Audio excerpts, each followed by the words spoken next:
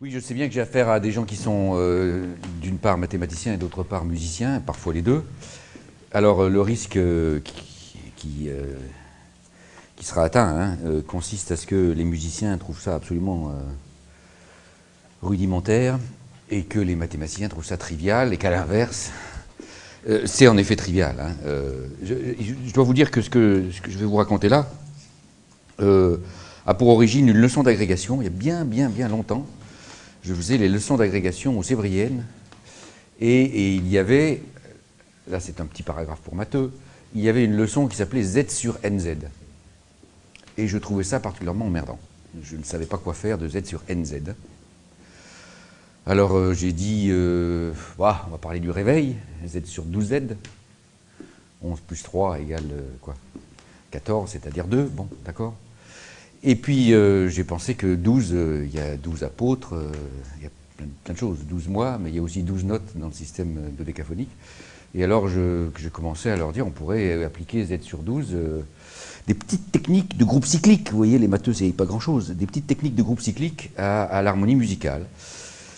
Et voilà, c'est l'origine de ce petit travail-là, c'est une leçon d'agrègue. Ça, d'ailleurs, peut-être le tiers ou la moitié de ça est passé dans la leçon d'agrègue. Donc c'est pas très compliqué, c'est pas non plus très ambitieux. Je prétends pas expliquer quoi que ce soit, quoique, on verra. Mais bien sûr, d'un point de vue musical, vous verrez que c'est absolument insatisfaisant. Bon, ces restrictions étant faites, allons-y. Donc, ce que je voudrais, un titre possible, différent de celui que j'ai donné ici, pourrait être les tonalités musicales vues par un mathématicien. Alors, qu'est-ce que je veux dire par là je vais y revenir, mais vous voyez bien que là, je vais m'adresser à un public très large, qui peut consister en des gens qui ne sont ni mathématiciens ni musiciens. Quand vous prenez un clavier du piano, vous constatez qu'il y a des notes blanches et des notes noires, et que les débutants, quand ils jouent au clair de la lune ou je ne sais quoi,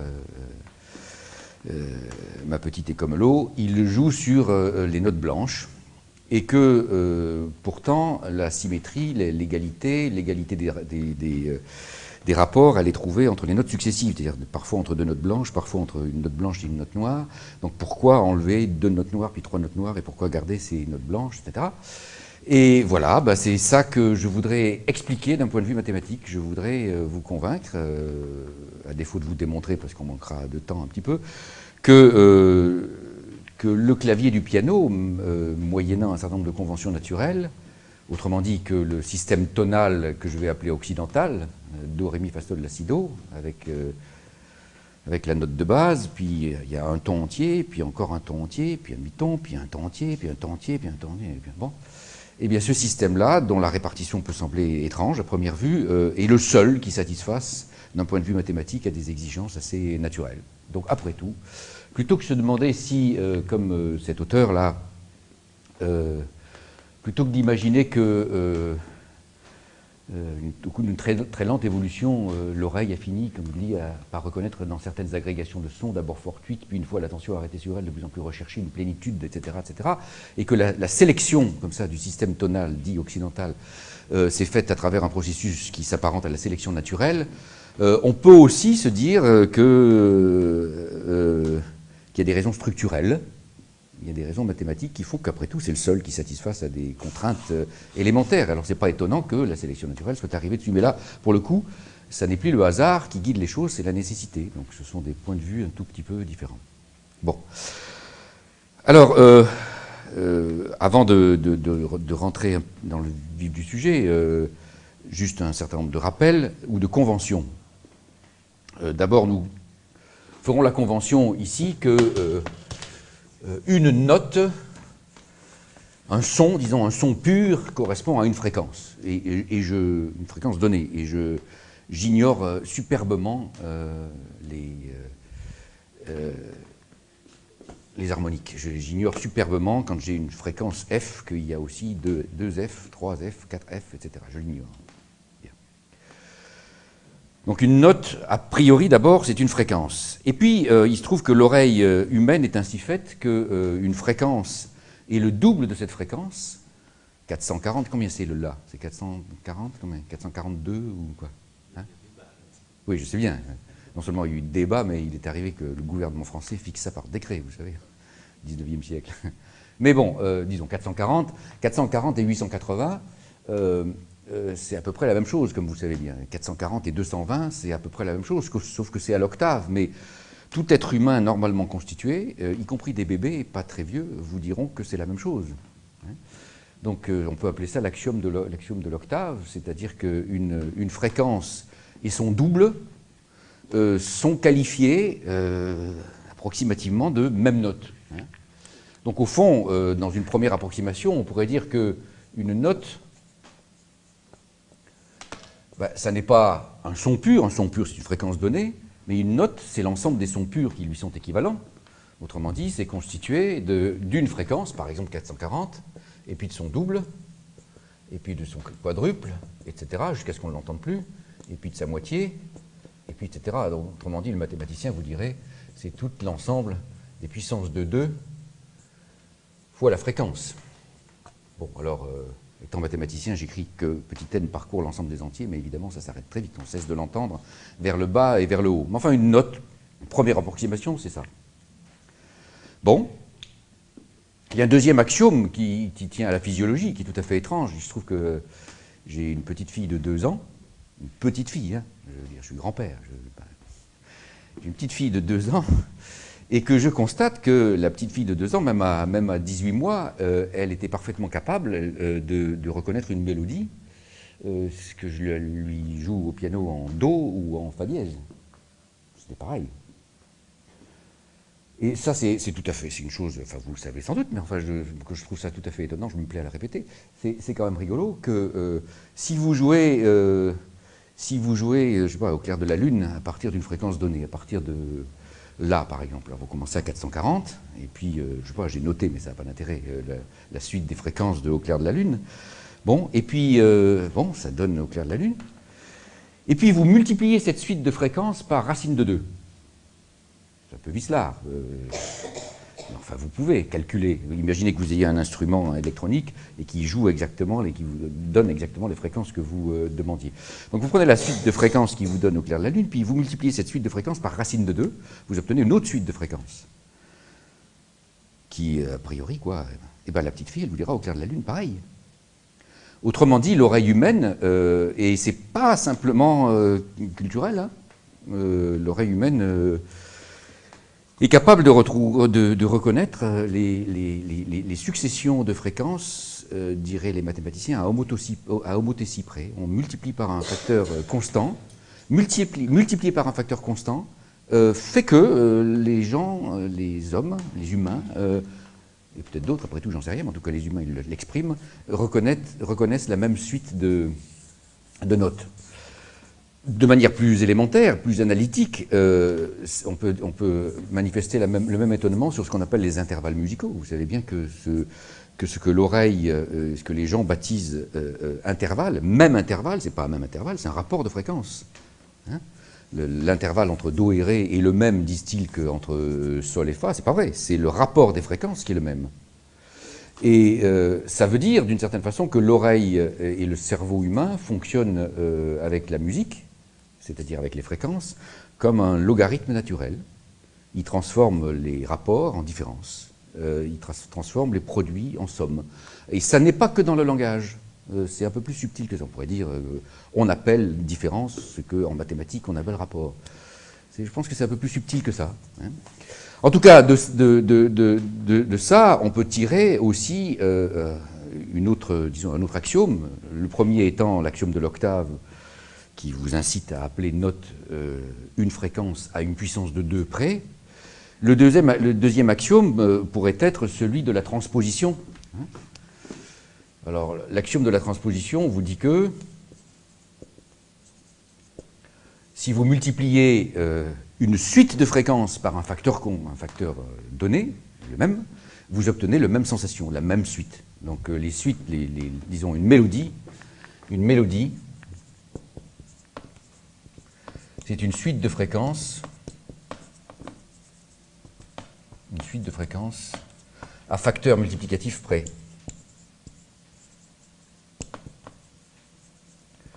Bon. Voilà essentiellement. Et puis ma petite remarque sur le logarithme naturel que joue le cerveau. Voilà essentiellement disons, les données de base dans lesquelles on va se mouvoir. Bon. Alors ensuite, je vais accepter, pour le commenter et l'analyser, le système, disons, dodécaphonique, au sens large, tel qu'il est représenté, par exemple, par le clavier du piano. Donc les violonistes, enfin les gens qui font des cordes sont priés de fermer leurs oreilles ou d'accepter. Moi, je vais essayer d'analyser ce qui se passe et pourquoi on s'est ramené à cette série, disons, des notes blanches et des notes noires. Bon, d'abord, le principe même du clavier du piano, vous le savez bien, c'est qu'on se fixe une note, par exemple le La, et puis on prend son octave, c'est-à-dire son double, et puis on sépare en 12 parties égales. C'est-à-dire, on sépare en 12 parties égales, c'est-à-dire on divise en 12 parties égales, et diviser en parties égales, c'est prendre les racines. Hein. Et donc, quand je dis je sépare en 12 parties égales, ça veut dire en fait que les rapports successifs des 12 notes que je vais prendre vont être les mêmes.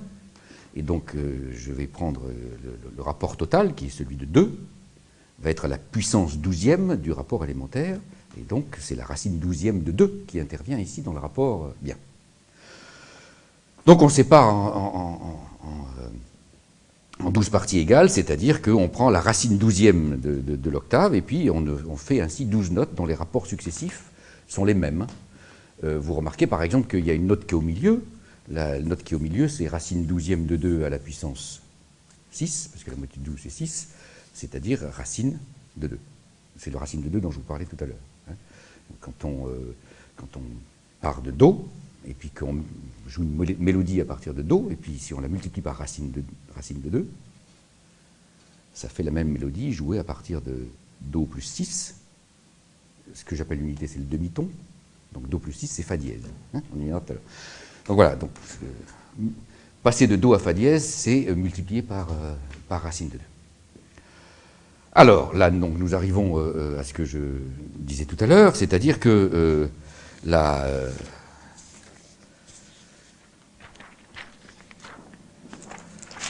le clavier du piano est en fait totalement dissymétrique par rapport à cette convention de diviser en 12 parties égales. J'ai ici figuré sur un cercle. Pourquoi est-ce que je figure les notes sur un cercle? Parce que on a le principe de la transposition. Hein. Si je multiplie par un facteur constant, avec mes conventions, multiplier par un facteur constant, c'est juste tourner sur le cercle. Hein. Par exemple, si je veux passer de Do à Fa, je vais juste tourner jusqu'à ce que le Fa soit en haut. Je peux le tourner en ce sens-là, par exemple. Et voilà. Et je lirai ma mélodie comme ça. Donc le principe de transposition vous dit qu'une suite de notes écrites ainsi sur ce cercle, que je peux appeler le cercle dodécaphonique, une suite de notes écrites sur ce cercle donne le même résultat, est considérée comme la même si je lui fais subir à toutes les notes de la mélodie une rotation du cercle est la même. Bon. Donc j'ai figuré ça sur un cercle. Alors vous voyez donc les 12 notes du système, et vous voyez j'ai figuré en rouge les notes qui interviennent enfin ce sont les notes blanches, dans la gamme dite naturelle, dans la gamme occidentale. Et vous voyez bien que là, on ne voit apparaître rigoureusement aucune symétrie. Parfois, on saute une note, parfois, on ne la saute pas. Et quelle que soit la façon dont vous regardiez cet ensemble, vous ne voyez absolument aucune symétrie. Donc, a priori, regardez ça du point de vue de la transposition et de ce qui est derrière, c'est-à-dire les rotations par z sur 12, ça ne vous donne pas grand-chose. Erreur. Vous allez voir que ça donne beaucoup. Que cet ensemble-là possède des propriétés tout à fait particulières. C'est le seul qui satisfasse, encore une fois, à des propriétés naturelles. Je vous fais remarquer aussi, d'ailleurs, que non seulement le clavier du piano n'est pas symétrique, vous savez qu'entre Mi et Fa, il n'y a pas de note noire, mais bien sûr, sur la portée non plus, la notation musicale non plus. La notation musicale, elle est adaptée à cette convention de ce que, encore une fois, j'appelle le cadre tonal occidental. Puisque quand sur une portée, vous écrivez deux notes successives, une sur une ligne et une entre lignes, par exemple, entre Mi et Fa, il y a un demi-ton, mais entre Fa et Sol, il y a un ton. Donc cette histoire-là de porter avec une note sur ligne, une note entre les lignes, une note sur d'un point de vue physique, c'est totalement absurde. Et d'ailleurs, ça s'oppose, de même que le piano, j'ose dire que la conformation du piano s'oppose parfaitement à la transposition musicale, quoi. Hein, et au système dodécaphonique. Il faudrait que toutes les notes soient égales, de sorte que quand on transpose, on joue de la même façon. Alors que quand on joue en do dièse, c'est pas la même chose que jouer en la. Mais quand on lit, alors pareil, c'est pourquoi on est encombré sur la notation musicale de tous ces machins, de toutes ces notations, parce que la portée ne reflète pas la symétrie du système dodécaphonique. Mais bien sûr, c'est arrivé après. Tout ça, c'est une longue histoire. Mais on a gardé des restes de l'histoire ancienne, y compris quand le dodécaphonie, enfin le piano, etc., a été inventé. Voilà. Alors, précisons un peu ce que les notations que je vais employer avant de. Donc, on a, disons, D comme dodécaphonique, c'est l'ensemble des 12 notes. L'ensemble des 12 notes. Les notes, c'est défini là, hein. Donc, disons pour employer la notation du piano, Do, Do dièse, Ré, Ré dièse, Mi, Fa, Fa dièse, Sol, Sol dièse, etc. Ça en fait 12, hein, à octave près. Et qu'est-ce qu'on va appeler cadre tonal? Ben, c'est celui qui fixe le ton d'une mélodie. Donc ce que je vais appeler cadre tonal, en bon mathématicien, c'est juste un ensemble, un sous-ensemble de mon système de 12 notes. Hein. Donc c'est un sous-ensemble donné, un sous-ensemble de D. Par exemple, vous avez comme sous-ensemble l'ensemble dit occidental, donc par exemple O, par exemple Do, Ré, Mi, Fa, etc. C'est ici, c'est un ensemble à 7 notes. Voilà. Donc il y a celui-là, mais vous savez bien que la musique peut être jouée. Non, pardon, il y a le cadre tonal, et puis bien sûr, n'oubliez pas que tout est toujours valable à transposition près. Hein. Donc, puisqu'on est des matheux, on va donner un nom à ça. Je vais appeler type tonal. Type tonal, eh bien, un cadre tonal à transposition près. Donc là, c'est le cadre tonal. Le cadre tonal, c'est l'ensemble correspondant à la gamme de Do. Mais je peux évidemment la faire tourner. Je peux évidemment transposer. Par exemple, je peux la faire tourner, je ne sais pas, d'un demi-ton. Hein, ou si vous voulez, je décale les machins rouges toutes d'un demi-ton. Et j'obtiendrai à ce moment-là la gamme de Do dièse. Hein. Ça sera le même type. Donc ça fait partie du type tonal. Donc un mathématicien vous dirait, c'est l'orbite d'un cadre tonal selon l'action de Z sur 12Z. Il y en a parmi vous qui comprennent ça. Ça veut dire quoi? C'est l'ensemble de tous les transposés. Hein. Je vais l'écrire, voilà. C'est l'orbite d'un cadre tonal selon Z sur 12. Et Z sur 12, ben, c'est les rotations du cercle. C'est ces rotations qui font que 12 égale 0, parce que si je tourne 12 fois, c'est la même chose, et que 15 égale 3, etc., etc. Ce sont les rotations. Bon. Ben, il y a bien d'autres types de cadres tonal. Non? Vraiment? Oui? Non. Bon, non. Il y a bien d'autres types de cadres tonaux. Bon,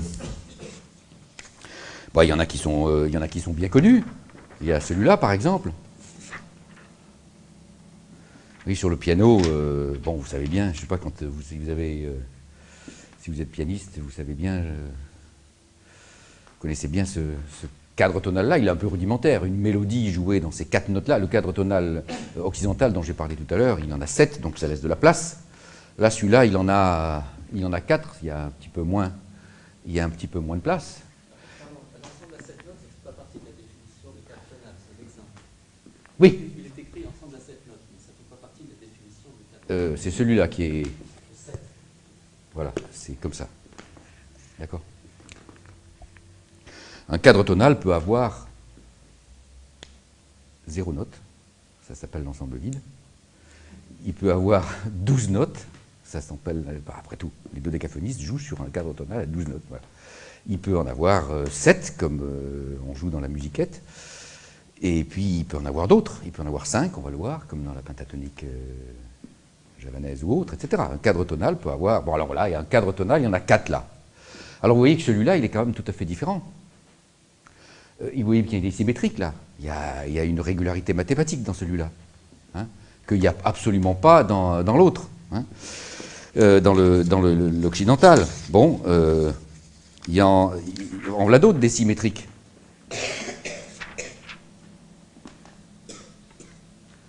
Ça ne tient pas, mais bon. En voilà d'autres des symétriques. La gamme par ton, je saute une note sur 2. Hein. En voilà un particulièrement rudimentaire de cadre tonal. Un cadre tonal à 2 notes. Peut-être qu'il est rudimentaire, mais il est particulièrement plus beau que les autres. Vous voyez bien que tous les autres à 2 machins n'auront pas cette symétrie. Et on va voir quel rôle tous ces ensembles, tous ces cadres tonaux vont jouer dans l'harmonie, parce que justement, ils possèdent par rapport au groupe Z sur 12 une symétrie que les autres n'ont pas. Bon. Enfin, il y en a plein. Alors... si on examine un peu, je sais pas, ces quelques exemples, revenons à l'exemple tout à fait classique de la gamme du cadre tonal occidental traditionnel.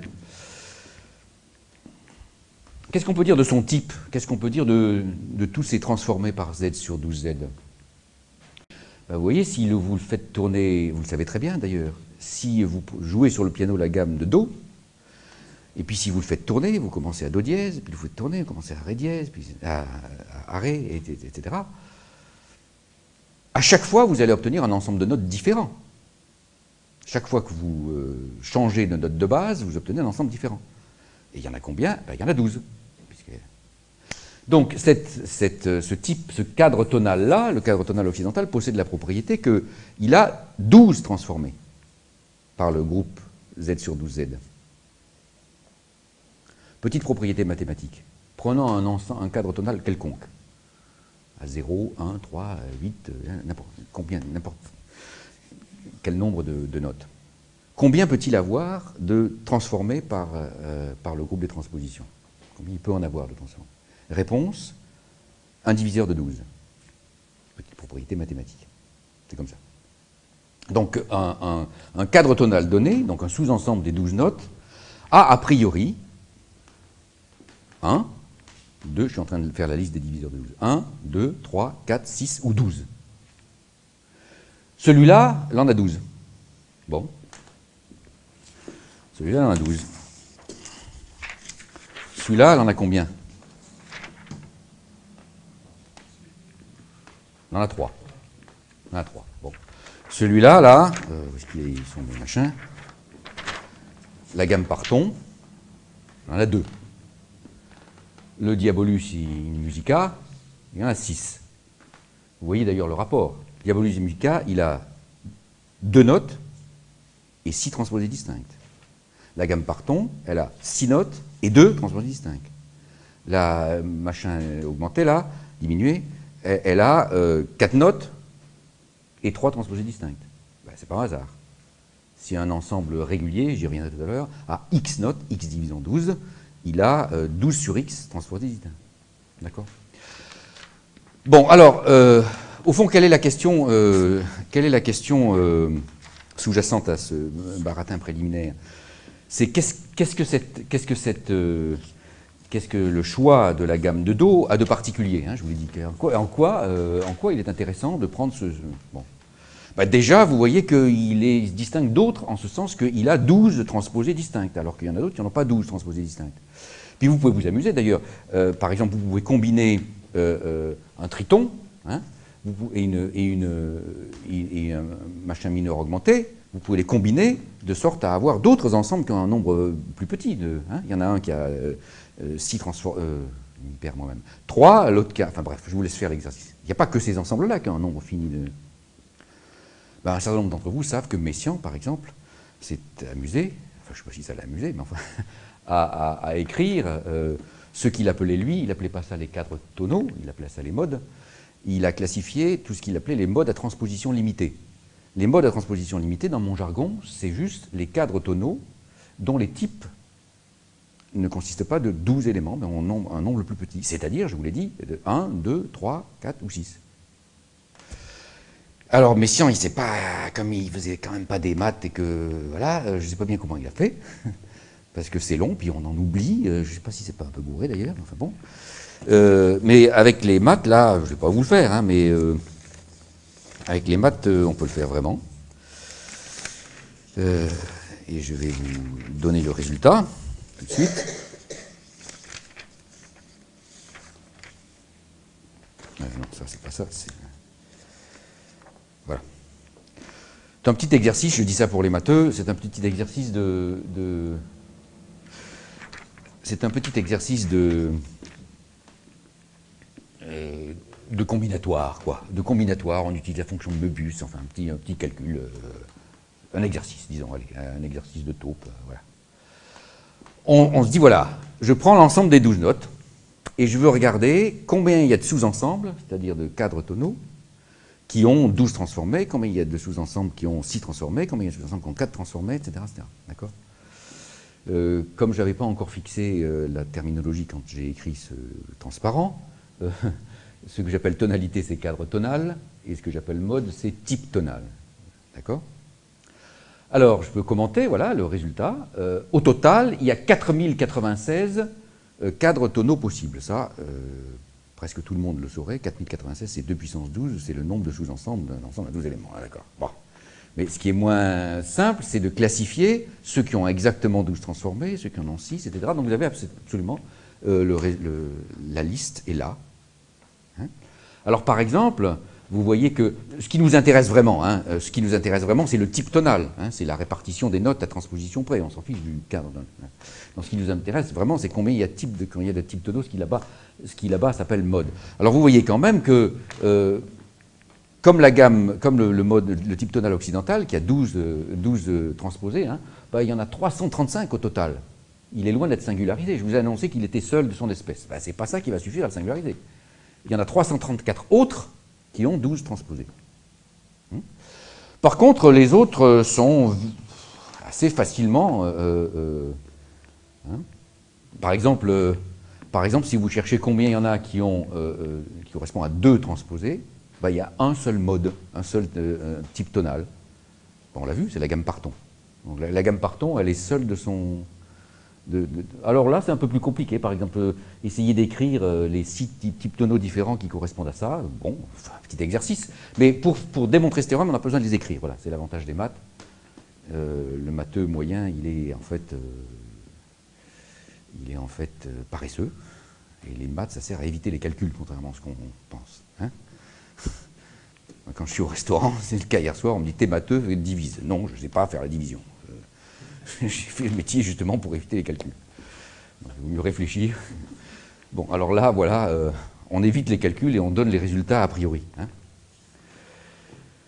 Bon, donc au fond, là, je refais d'un point de vue mathématique et synthétique ce qu'a fait Messiaen. Simplement, je le fais de manière moins explicite parce que je ne vous les explicite pas. Mais disons, une fois qu'on connaît le résultat, c'est bien plus simple. On écrit, si on veut écrire les tonalités, par exemple, qui ont 3 transposées distinctes, il y a je ne sais jamais son nom, là, machin.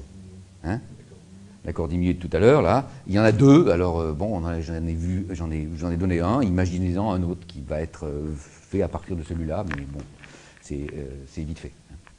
Bon. Alors voilà, on va laisser cela de côté, ce que pour l'instant, hein, ce que Messiaen appelait les modes à transposition limitée, et puis on va essayer de voir, parmi ces 335 là, types tonaux, qu'est-ce que ce mode occidental a de tout à fait particulier. On va essayer de voir ce que ce mode occidental a de particulier, qu'est-ce qui le singularise.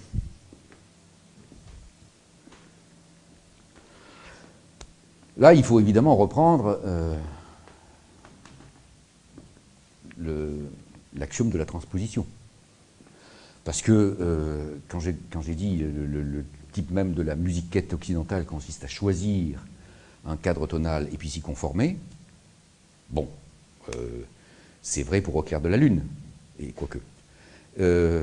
Mais dès qu'on va un tout petit peu plus loin, on ne se contente pas de vivre dans un cadre tonal. On est dans un cadre tonal et puis au cours de la mélodie, on transpose. Et tout d'un coup, on se retrouve dans un autre cadre tonal. En général, en première approximation, du même type. Je veux dire, il arrive souvent qu'on commence une mélodie en Do et hop, on se retrouve en Fa. Ou on commence une mélodie en Do et hop, on se retrouve en Sol. Ah. Et pourquoi ça? Pourquoi quand on commence une mélodie en Do, on se retrouve en Fa et en Sol? Pourquoi je dis Fa et Sol? Ben parce qu'on passe de la gamme de Do, on passe du cadre tonal de Do au cadre tonal de Fa, ou du cadre tonal de Do au cadre tonal de Sol, en changeant juste une note, juste une seule. Comme disent les musiciens, il y a une altération à la clé. Bon. C'est un cadre, au fond, Do, et Fa et Sol sont des cadres tonaux voisins du cadre occidental de Do. Voisins, en ce sens que, donnons une définition, un cadre voisin, c'est un cadre qui a juste une note qui diffère. On en enlève une et on en rajoute une autre. Bon. Première remarque. Ensuite, quand on se donne un cadre tonal donné, on voudrait décrire, si on veut décrire tous les autres cadres de son type, on veut décrire ce qui se passe quand on change, quand on fait un mouvement sur le cercle. Ah ben revenons au cercle, justement. Revenons au cercle.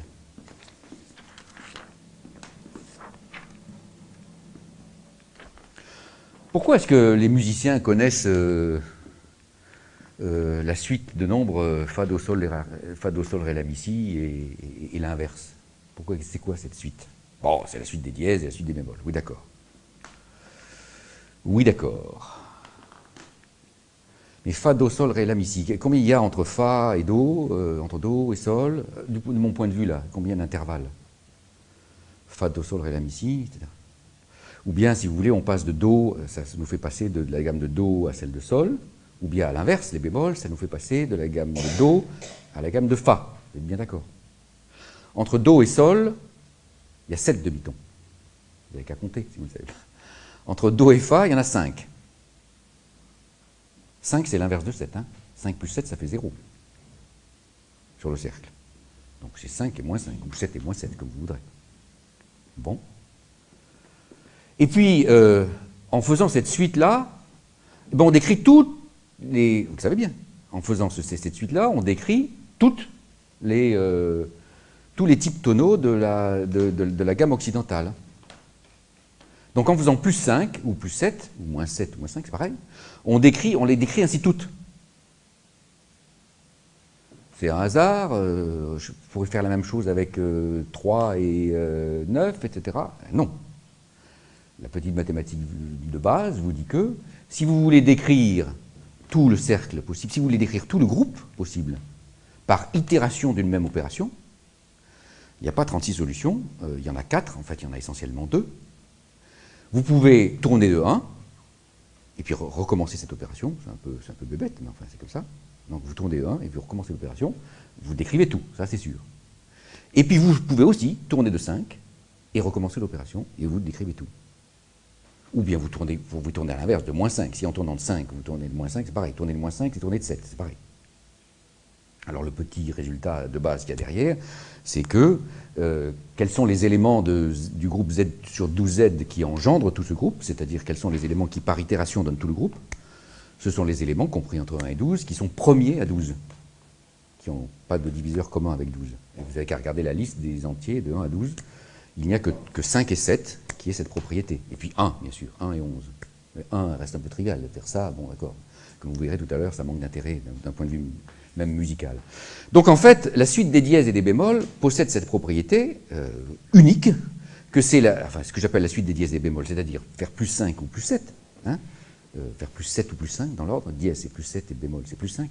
C'est l'opération inverse, possède cette propriété que quand on la itère, elle décrit tout.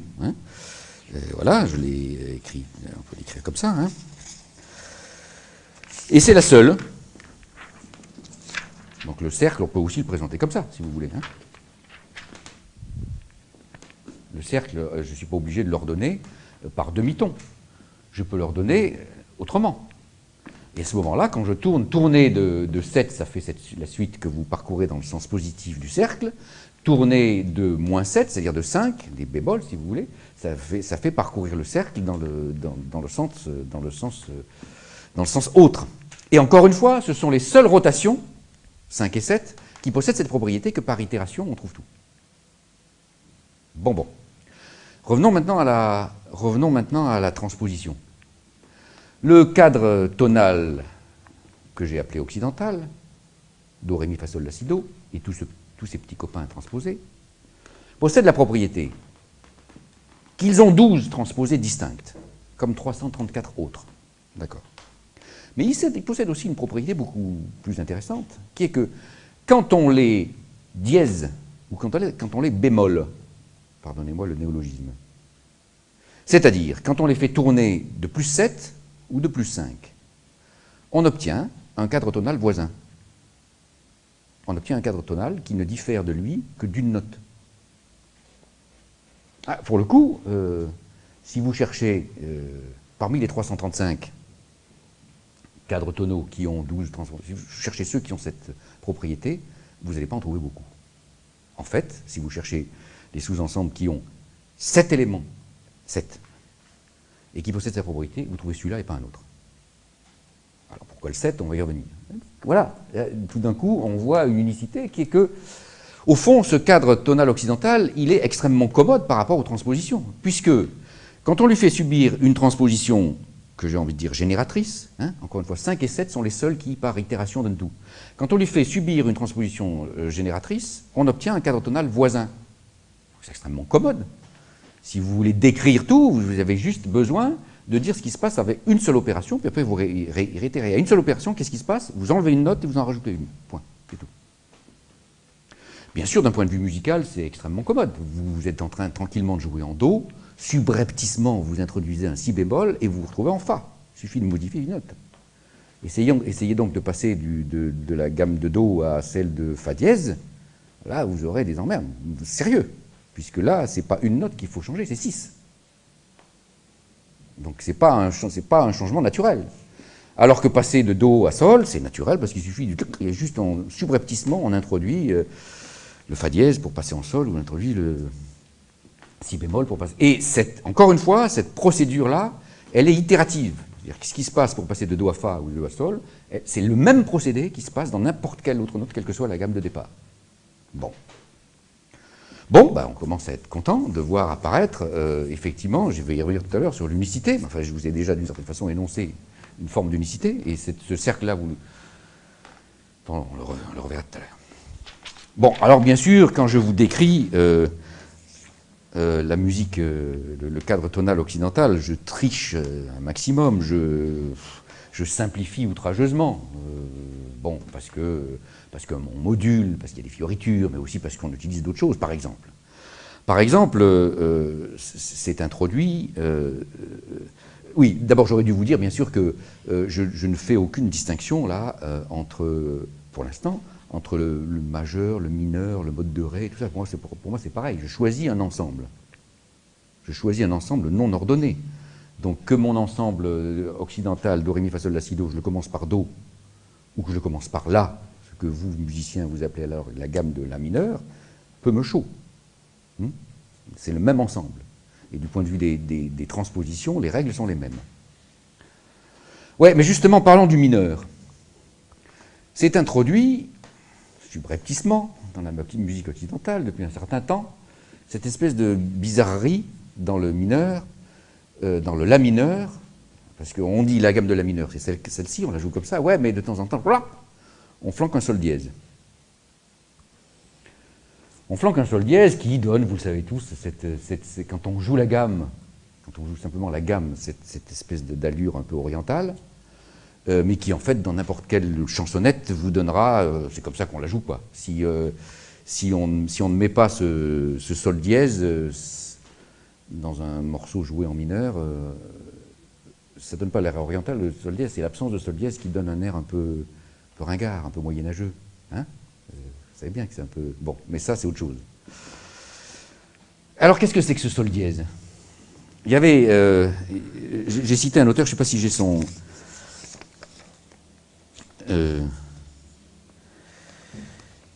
Ouais, c'est ça. Là, je suis en désaccord total avec ce qu'il est écrit. Alors, on va le commenter. Je vais le lire. La note sensible est la dernière note de l'échelle, celle qui correspond au 7e degré, certes. Donc en do majeur, c'est le si. Bon, elle est douée d'une affection particulière pour la note qui lui est le plus proche, l'octave de la tonique, dont un demi-ton seulement la sépare. Bon, on y reviendra sur cette affection particulière, c'est lié au triton en fait. Ce demi-ton est pour elle une souffrance, bon, elle veut absolument le résorber et toute la musique classique est saturée de cette nostalgie. Bon, elle est au point de n'avoir pu se résoudre à la perdre dans les tonalités mineures. Nous y voilà. D'où cette pratique contraire à toute logique et à tout respect de la loi naturelle, de monter dans le ton de la mineure le sol en sol dièse. C'est ce dont on parlait un instant.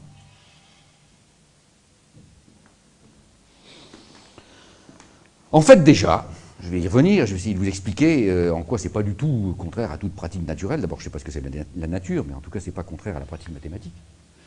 Enfin, à la réalité mathématique, en tout cas. Vous pouvez déjà remarquer que ici, je vous parle de petites mélodies ordinaires, hein, que, en fait, la plupart des mélodies, des rengaines de la radio ou du showbiz,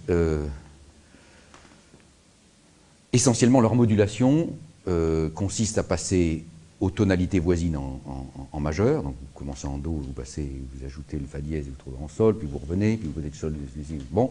Et puis de temps en temps, vous ajoutez un sol dièse et vous retrouvez en mineur. Essentiellement, c'est ça qui se passe, hein, je ne sais pas, mais n'importe quoi.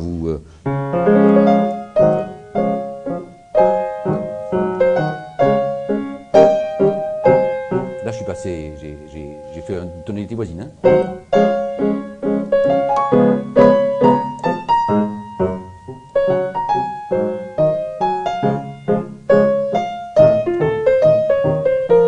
Et je suis passé en mineur.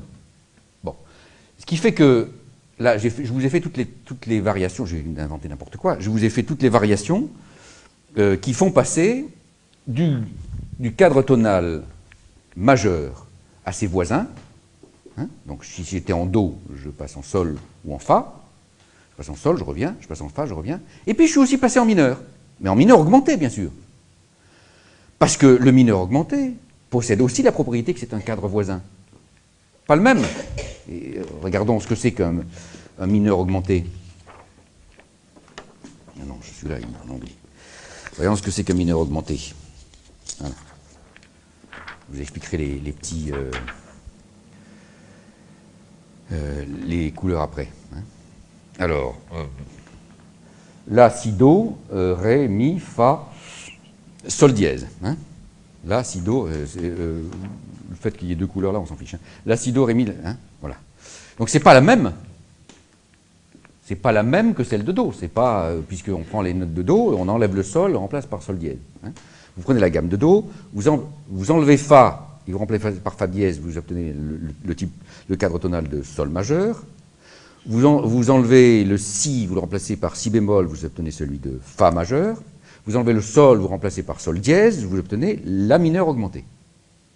Et au fond, ce sont les trois cadres tonaux classiquement utilisés et qui sont voisins. Voisins, encore une fois, en le sens qu'il suffit de changer une note. Simplement, le mineur augmenté est de nature différente. Il n'est pas dans le même type tonal. D'accord ? Pas dans le même type tonal. Mais n'empêche qu'il sert, vous avez entendu, de manière parfaitement naturelle. C'est toute la musique, la musiquette de nos jours est saturée, pour parler comme Henri Barrault, est saturée de cette pratique. On fait ça sans arrêt. Bon. Remarquez bien que ce cadre tonal-là, celui du mineur augmenté, il fait partie des 335, là. Il a lui aussi 12 transposés. Hein. Et encore une fois, il est voisin, ce qui permet de faire des... puis si vous êtes en la mineur, tout d'un coup, vous transformez vous enlevez le sol dièse, vous faites un sol ordinaire, pour peu que vous fassiez un triton, si, fa, et hop, vous êtes sûr que vous êtes en do et vous revenez. Facile. Donc ça fait des transpositions qui ne heurtent pas l'oreille. Bon.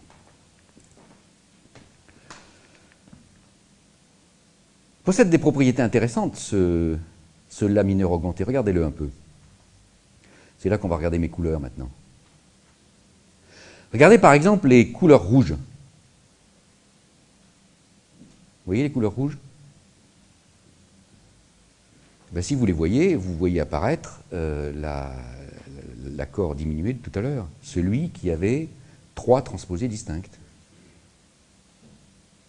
Do, ré dièse, fa dièse, la. Bien classique. Si vous regardez le bleu, vous voyez apparaître un truc qui est complètement symétrique, là, le do, le mi et le sol dièse. Lui, c'est un truc qui est symétrique, qui a exactement 4 transposés distinctes. Ils font partie tous les deux, les ensembles rouge et bleu, font partie tous les deux des modes à transposition limitée de Messiaen. Donc ce cadre tonal de mineur augmenté possède une propriété que ne possède pas le cadre majeur occidental, à savoir qu'il contient l'ensemble rouge et l'ensemble bleu, qui sont tous les deux, pour parler comme Messiaen, des modes à transposition limitée. Et alors, vous me direz, eh ben, je vais vous dire quoi, et alors? C'est que si, par exemple, un ensemble, un cadre tonal, contient, comme sous-ensemble, un cadre tonal qui a, c'est le cas ici, exactement 3 transposés distincts.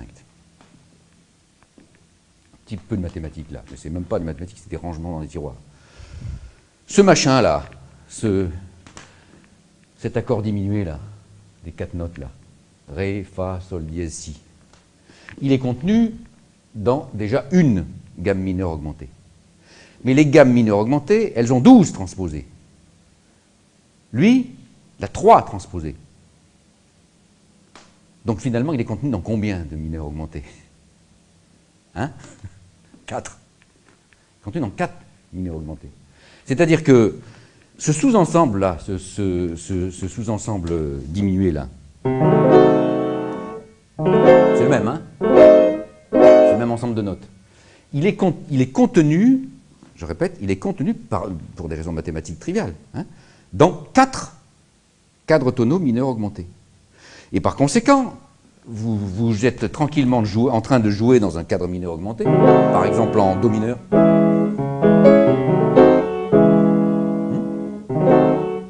Vous y êtes bien. Ah, je me retrouve là, en quoi? En Si mineur. J'étais en Do dièse mineur, et je passe comme ça, en Mi mineur. Pourquoi? Parce que je suis passé par l'intermédiaire de cet accord mineur là, de cet accord diminué, je veux dire, de ce mode à transposition limitée, qui, je répète, lui, il est contenu dans 4 cadres tonaux mineurs augmentés. Donc il sert pour transposer. Beethoven, il fait ça sans arrêt. Hein, sans arrêt. On est dans une gamme mineure de il vous plaque un truc ou un arpège, un machin de trucs diminués, et hop, vous vous trouvez ailleurs sans l'avoir réalisé. Bon, c'est un peu moins utilisé pour le peu de musique que je connaisse pour celui-là, mais enfin c'est aussi une possibilité, et qui est utilisé, hein, pour celui-là, là. Celui-là, donc, celui-là, là, c'est ça, hein. C'est quoi d'ailleurs? Do, mi, sol, dièse, voilà. Il vit aussi dans une gamme mineure augmentée. Or, la gamme mineure augmentée a 12 transposés. Lui, il a 4 transposés. Et par conséquent, il vit dans 3. Donc, ces accords, donc les accords, résumons-nous, les accords bleus ou les accords rouges sont des charnières. Hein, vous êtes dans un temps donné, vous plaquez l'accord rouge, ça vous permet de passer dans 3 autres. Vous êtes dans un accord, dans un ton de mineur augmenté, vous plaquez un accord bleu, ça vous permet de passer dans 2 autres. Donc le mode de transposition, là, avec le type mineur augmenté, n'est pas tout à fait du même type que celui du cadre majeur. Le cadre majeur, il ne contient aucun de ces accords. Aucun. En général, les modulations, les transpositions, dans le cadre majeur, se font juste par une altération à la clé. Là, on ne passe pas par une altération, on passe par quelque chose qui est commun à d'autres choses. Hein, vous l'avez entendu, là, comment on passe de Do dièse mineur à Mi dièse mineur, Mi mineur, qui ont a priori peu de rapport. En fait, qu'est-ce qu'ils ont comme rapport? Ils ont 4 notes en commun, justement. Celle-ci. Hein, bon. Ben, on peut se poser la question, par exemple, puisque je vous posais des questions d'unicité, on peut se poser la question de combien y a-t-il de cadres tonaux qui possèdent la propriété de contenir un ensemble comme le type bleu et un ensemble comme le type rouge. Combien il y en a? À transposition près. Là aussi, il faut faire un peu de mathématiques, mais ce n'est pas très difficile. Réponse, il y en a deux. Il y en a deux. L'un de ces deux, c'est la mineure. Enfin, c'est la mineure augmentée. L'autre, c'est un autre. L'autre, c'est un autre. Qui, paraît-il, je ne suis pas assez musicien, pour vous dire par qui il a été utilisé, mais enfin, un jour, je faisais cet exposé un peu analogue à Cambridge, qui me dit « Ouais, c'est formidable, parce qu'il a été utilisé par je ne sais pas qui. » Bon, très bien. C'est normal qu'il ait été utilisé. Il a des propriétés relatives à la transposition qui le rendent véritablement intéressant. Alors je ne crois pas, contrairement à Henri Barrault, que c'est une attirance douloureuse du sol vers le... qui a amené à faire ce truc antinaturel. Non, non, je crois que c'est... je crois qu'il y a des raisons combinatoires, quoi, pour que ce machin-là soit intervenu. Alors, combinatoire et culturel, etc. Bon, après, on peut toujours discuter, hein, mais ça vaut le coup de remarquer ça, tout de même. Hein. Ben, je vous le dirai quand j'aurai trouvé mon transparent. Il suffit. En fait, vous voyez, le choix, il est là. Hein. Vous prenez l'union de deux machins, rouge et bleu. Si vous regardez, de toute façon, c'est toujours comme ça. À transposition près, c'est toujours comme ça. Ensuite, vous ajoutez une note, alors vous la mettez où vous voulez, et vous verrez que c'est je ne sais plus, c'est là ou là, je pense, je ne sais plus. Ou là, je ne sais plus. Pour que ce soit le même type. Que là, au tableau, j'arrive pas à réfléchir. Mais ouais, bon. Donc il y en a deux. Hein, c'est écrit dans le machin, là. Voilà. Bon. Alors finalement, je vous ai annoncé que j'allais vous démontrer un théorème d'unicité pour... enfin, vous énoncer un théorème d'unicité pour le cadre tonal occidental. Je vous l'ai quand même un peu dit. Et puis j'ai switché, là, je suis parti vers le cadre mineur augmenté, où je vous ai dit un théorème de quasi-unicité. Hein, il y en a deux. Bon. Alors revenons quand même à l'occidental maintenant. Qu'est-ce qu'il a de vraiment unique? Je vais quand même on va essayer de vous énoncer un théorème, un vrai quoi. Un vrai théorème.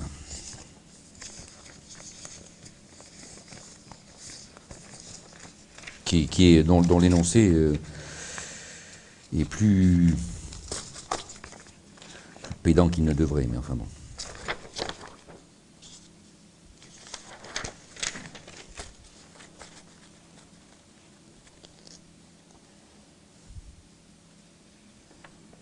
Bon, on peut par exemple l'énoncer comme ça sera plus simple déjà.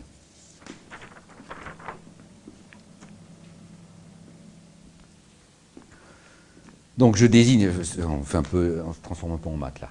J'appelle D l'opération de diésage qui correspond à tourner de plus 7 sur le cercle trigonométrique.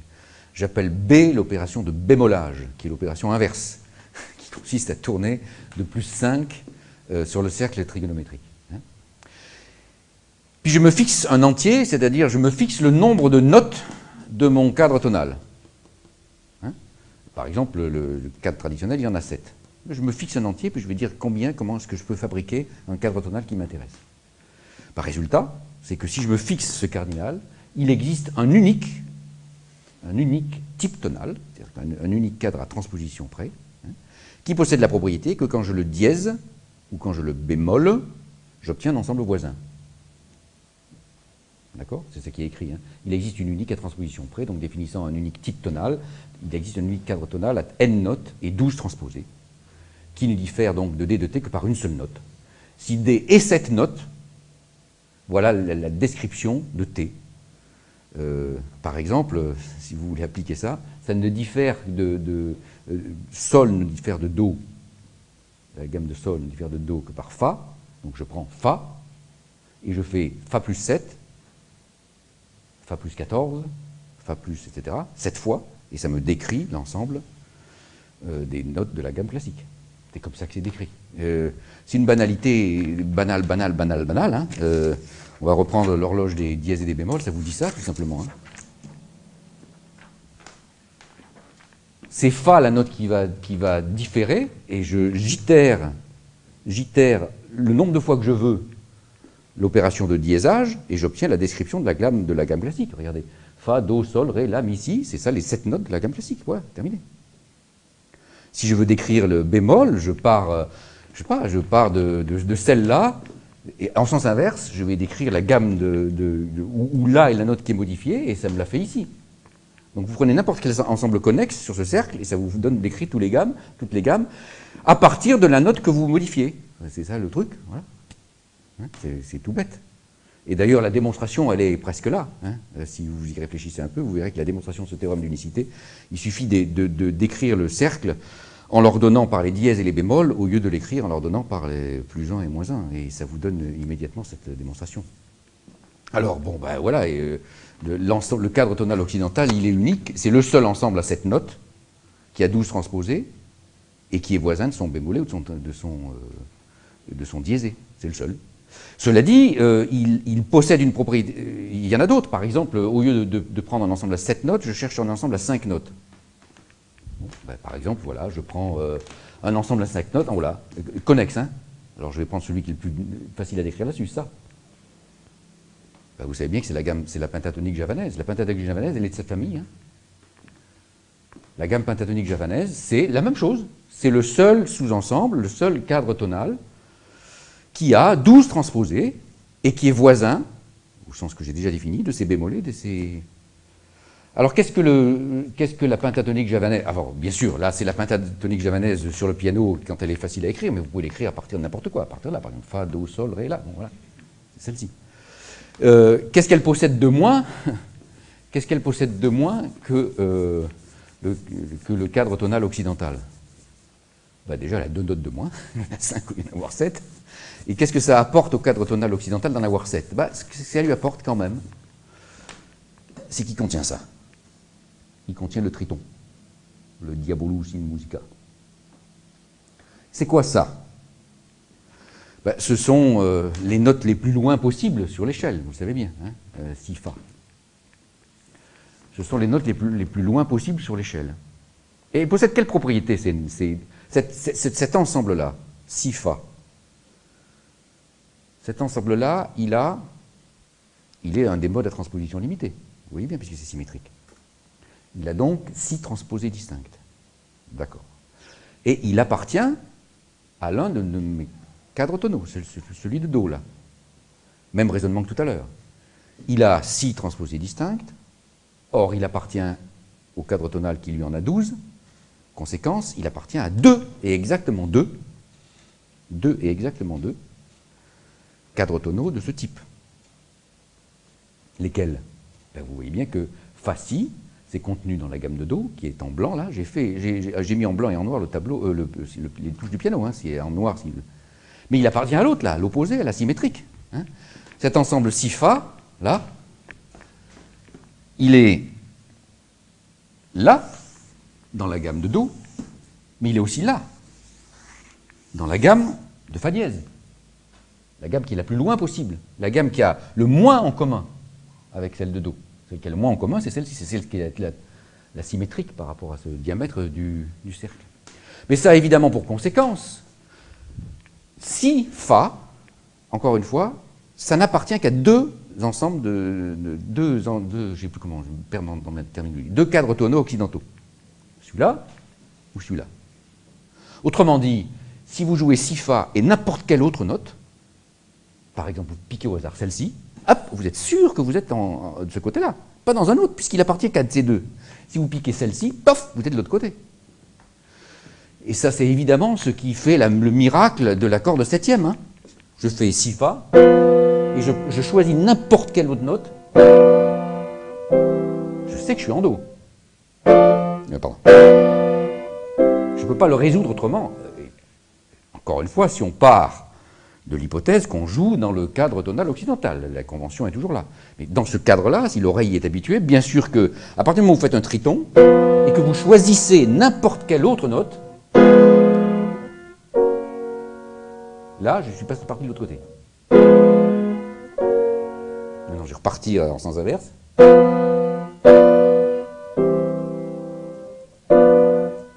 C'est-à-dire que ce machin-là permet de transposer, si je puis dire, le plus loin possible. On fait l'inverse de la transposition ordinaire. Hein. La transposition ordinaire consiste à partir vers des ensembles voisins. J'ai insisté là-dessus, c'est le seul qui possède ces propriétés. Mais il contient en plus le triton, et le triton, c'est celui qui permet d'aller au plus loin. Alors le jazz contemporain joue à fond là-dessus, hein, où il joue à fond sur... Il passe de do à fa dièse, qui sont les choses les plus éloignées, sans arrêt. Alors, de temps en temps, ça heurte l'oreille, de temps en temps, ça ne la heurte pas, parce qu'il passe par des tritons avec juste une note, et poup, ça... Et on peut toujours ergoter sur l'accord de septième ou l'importance de l'accord de septième. On peut toujours ergoter. Mais la réalité mathématique, c'est que l'accord qui détermine le ton majeur dans lequel vous êtes, c'est n'importe quel accord contenant le triton. Là, mathématiquement, vous prenez encore une fois, le triton définit deux cadres tonaux. Si vous fixez n'importe quelle note, il est dans l'un ou dans l'autre. Alors maintenant, résumons. Le cadre tonal occidental possède la propriété suivante. C'est le plus petit sous-ensemble des ensembles à 12 notes, qui possède 12 transposées distinctes. Il est voisin de son bémolé et de son diésé, et il contient un triton. Et avec ça, ça lui donne... Il n'y a pas d'autre choix. Il n'y a pas d'autre choix que les notes blanches du piano. Ça, c'est rassurant, au fond. C'est assez rassurant de savoir que l'histoire musicale a sélectionné quelque chose qui... Alors évidemment, c'est complet. Je triche, en fait, hein, parce que... le système de enfin, la partition en 12 parties égales qui permet ces élucubrations combinatoires est postérieure à l'émergence de la gamme et du cadre tonal classique. Donc je ne prétends pas du tout reconstruire l'histoire. Mais a posteriori, c'est vrai que c'est rigolo de constater que cette sélection, dont encore une fois je ne prétends pas décrire l'histoire, a finalement sélectionné l'ensemble qui, d'un point de vue combinatoire, est le plus justifié. Et j'ajoute qu'il est en plus voisin de ce ton mineur augmenté, qui possède aussi cette propriété mirifique de pouvoir, lui, rappelez-vous, être transposé parce qu'il utilise ces accords à 4 transposés ou à 3 transposés distincts qui permettent de filer. Donc toute la facilité de la transposition de la musique occidentale est contenue dans le choix de cette... enfin, dans le choix.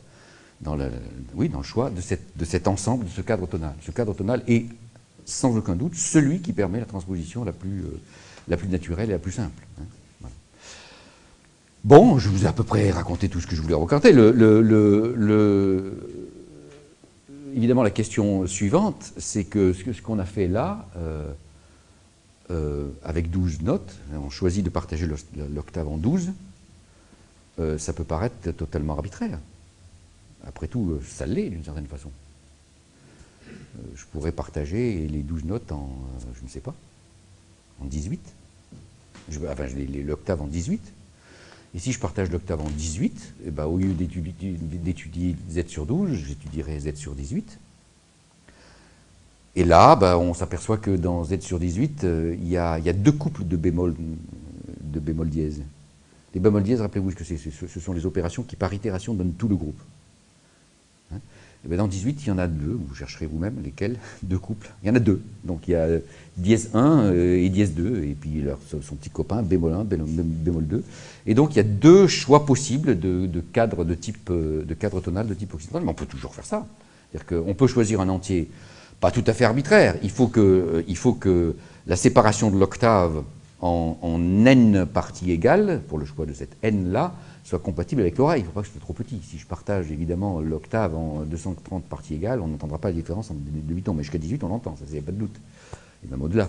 Donc on peut choisir arbitrairement de partager l'octave en un certain nombre de parties égales, et puis ensuite mettre sur pied cette combinatoire. Et on aura les mêmes règles de transposition. Non seulement les mêmes règles de transposition, mais le même rôle joué par le triton, ce qu'en musique on appelle l'accord de septième. Hein. On aura le même rôle joué par les modes de transposition limitée qui serviront de clé, etc. On peut toujours s'amuser. Est-ce que c'est amusant? Je ne sais pas. Est-ce que ça correspond à quelque chose? Je ne sais pas. Mais voilà, c'était une leçon d'agrément. Voilà, merci.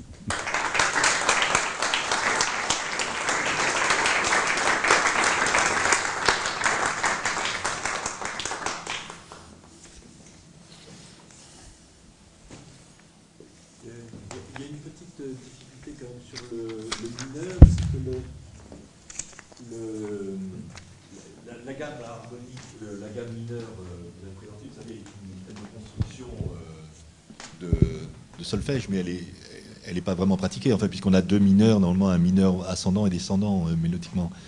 Donc, bon, là, ça marche moins bien si on prend les gammes mineures effectivement pratiquées, qui ne correspondent jamais à ce mineur que vous nous avez présenté, qui est une espèce de construction artificielle. Bon, enfin, Mais ça marche dans la mesure où encore une fois, je m'intéressais à ce que j'appelais la musiquette.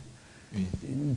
Il n'y a aucune chanson écrite depuis, enfin aucune chanson, j'exagère, mais pratiquement pas, écrite depuis 60 ans, lorsqu'elle passe en mineur, n'utilise autre chose que les notes de la gamme mineure augmentée, pratiquement pas. Oui, mais même dans la musiquette, personne ne joue la gamme mineure telle que... Parce qu'elle est... Enfin, il suffit de la jouer au piano, d'ailleurs, pour entendre tout de suite que c'est... Qu'elle est orientale.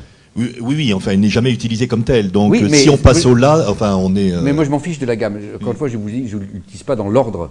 Ce que je regarde, c'est quel ensemble de notes est utilisé dans une mélodie. Vous prenez une mélodie, puis vous regardez quel est l'ensemble de notes utilisées. Et là, l'ensemble des notes utilisées, c'est ça. Quand une chansonnette est écrite en mineur, elle est écrite en mineur augmenté. Elle n'est jamais écrite en mineur. Pratiquement jamais. Sauf les chansons moyenâgeuses, sauf les chansons populaires du XVIIe ou avant. Mais là, jamais. Oui, sauf quand, justement, on fait un fa dièse, si vous voulez, quand même, dans le La. Quand on joue en La mineur, on va utiliser le fa dièse en montant, en fait. On ne va jamais utiliser simplement le sol dièse, on va utiliser le fa dièse avant. Donc, ben si. Vous n'allez jamais faire ça. Dans les chansons, vous prenez... Non, mais ils ne chantent pas la gamme dans les chansons. Non, mais je veux dire, s'ils sont là-dedans, vous voyez... Donc le propre du mineur, ça va être d'avoir 2 degrés en fait mobiles. Ça va, je suis vraiment pas sûr. Puisque le fa, on va. Si vous prenez je suis pas sûr si vous prenez une partition. Si vous prenez Johnny Hallyday, enfin ouais, c'est ça qu'il fait. Hein. Non, si vous prenez une partition de guitare, ils vont faire. Ah oui.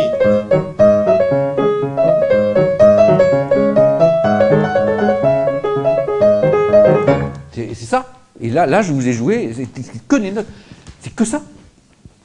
Enfin bon, mélodiquement, enfin bon, on va pas... Oui, mais Johnny Hallyday, justement, c'est... Ah non, parce qu'il il le prend quand il descend. Justement, le propre du mineur, ça va être d'introduire une mobilité dans 2 degrés. C'est pas exactement, justement, de fixer le sol au sol dièse.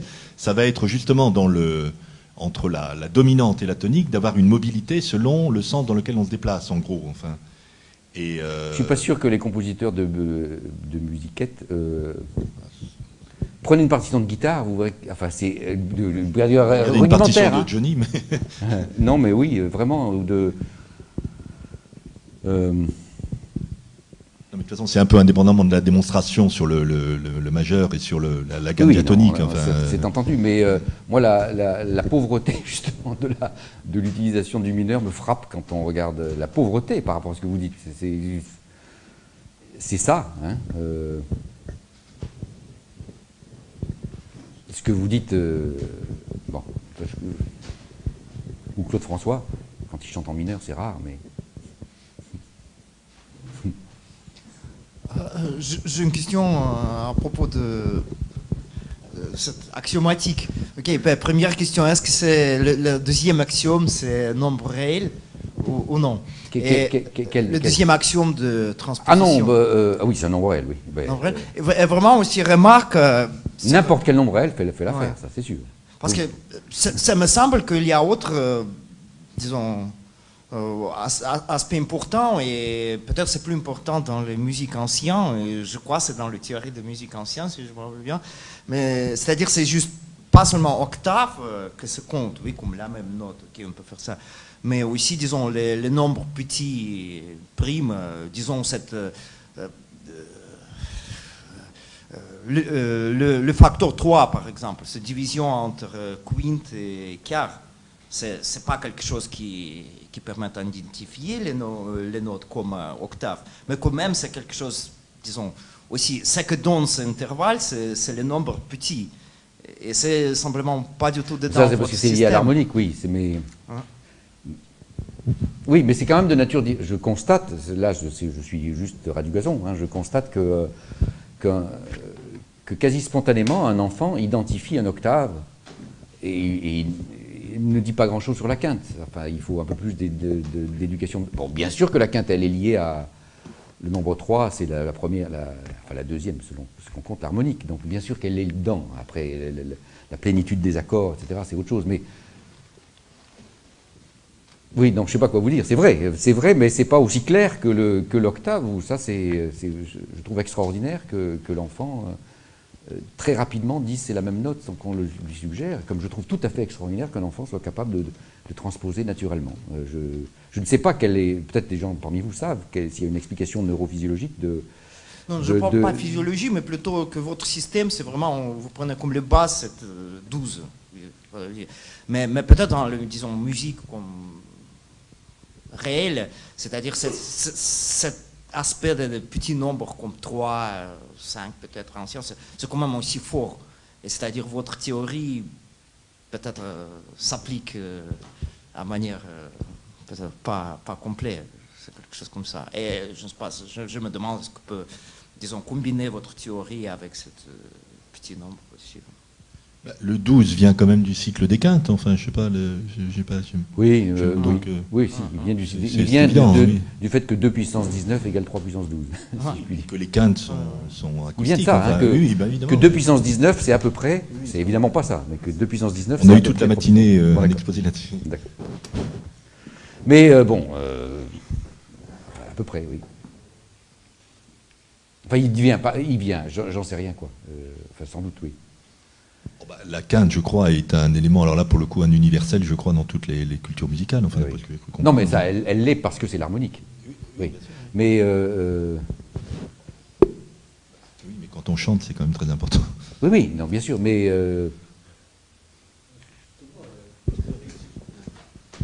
Justement, il me semble que votre théorie suggère une autre raison pour le 12. Parce que le 12 est le seul, tel qu'il n'y ait qu'un seul dièse, essentiellement. Oui, c'est vrai, mais là, ce serait vraiment hyper tiré par les cheveux. Oui, non, c'est vrai, mais ce serait hyper tiré par les cheveux. C'est le seul, par exemple 18, il y a 2 dièses, oui. Et n'importe quel autre nombre fournira plus de... Fournira plus de nombres inversibles, ça c'est vrai. Non, mais d'accord, mais disons, c'est juste un petit jeu a posteriori, hein. Je ne prétends absolument pas que ce soit une explication en quoi que ce soit historique, mais par contre, ça peut justifier, oui, d'une manière parfaitement combinatoire, l'importance de la pratique de la transposition par tel ou tel accord, ça c'est sûr. Vous n'avez pas... Vous n'avez pas du tout évoqué la symétrie quand même dans votre cercle autour du ré. Parce qu'au départ, vous nous avez dit, bon, il n'y a aucune symétrie dans le cercle, bon, ce qui n'est pas vrai, puisqu'on a eu une autour du ré. Quel rapport vous faites Non, j'ai dit il n'y a aucune symétrie au sens de l'action du groupe. C'est-à-dire que ce truc-là, il a 12 transposés, c'est tout. Quand je disais il n'y a pas de symétrie, je voulais dire, enfin c'est une manière de dire qu'il n'était pas l'un de ces ensembles réguliers qui sont fixés par un sous-groupe de Z sur 12Z. Il n'y a aucun sous-groupe de Z sur 12Z qui fixe cet ensemble-là. Il y en a 334 autres qui possèdent cette Non mais disons, quel rôle joue dans l'économie, vous nous avez présenté, la symétrie autour du ré, qui quand même historiquement en plus a une... Aucun. Ça, est-ce que c'est pas une difficulté ma leçon d'agrégation, c'était Z sur 12Z. Non, mais c'est vrai. Simplement, ce que j'ai constaté que Z sur 12 suffisait à expliquer des petites choses. C'est tout. C'est pas plus, mais c'est pas plus prétentieux que ça. Hein. Z sur 12 suffit à expliquer des toutes petites choses. On aurait pu penser qu'il y a un lien des propriétés mathématiques dont vous nous avez parlé avec justement le fait que ça génère quand même une symétrie autour du ré. C'était ça, vous voyez, pas pour... Oui, mais comme ce n'est pas nécessaire, quoi. Pour le théorème d'unicité, ce n'est pas nécessaire. Oui, mais il y a peut-être des propriétés mathématiques intéressantes. Peut-être, mais ce n'était pas mon but. Oui. J'ai pas de problème avec 4 et 5 et 12, mais j'ai un peu de problème avec 335. Vous pouvez expliquer comment vous êtes arrivé à 335? Attendez, je peux préciser, Tom Johnson a écrit un opéra sur 4 notes. Donc, il est expert, on va dire, des propriétés. Et écoutez, pour tout dire, je ne me souviens plus, j'ai le calcul là quelque part. C'est un vrai petit exercice mathématique. Voilà, vous vous dites, je prends un ensemble qui a n éléments, ici c'est 12, et je cherche le nombre de sous-ensembles de l'ensemble à 12 éléments qui ont exactement n transposés quand je les fais tourner sur le cercle. Et il y a une formule que je peux vous montrer tout à l'heure, qui vous donne la réponse, et qu'on prend n égale 12 et on obtient la réponse. Je suis navré de ne pas vous dire plus que... je ne les ai pas écrits. Il y a une formule qui vous donne exactement... voilà, vous prenez un entier n, et vous avez appelé, je ne sais pas... je veux juste vous donner le formalisme. D'ailleurs, peut-être que j'ai écrit... Parce que j'ai fait ce qui se fait pour 12, je le fais pour n'importe quel autre.